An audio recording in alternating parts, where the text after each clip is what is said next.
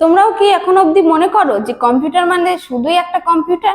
না, কম্পিউটার মধ্যে অনেক অনেক জিনিস থাকে, যেমন monitor, speaker, mouse, CPU, UPS আর কিবোর্ড।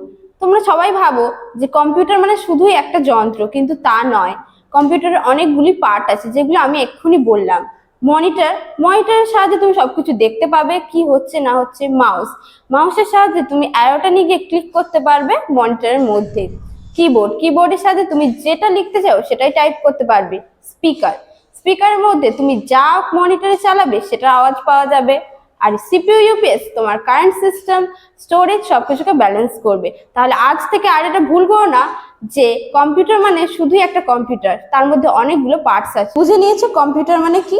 কম্পিউটারের আরো বিভিন্ন তথ্য পাওয়ার জন্য স্টাডি উইথ অর্পিতা চ্যানেলটিকে সাবস্ক্রাইব করো। অবশ্যই আমাদের কমেন্টে জানিও তোমাদের কি ভিডিও লাগবে, আর আমাদের সব ভিডিওতে লাইক দিও। Thank you.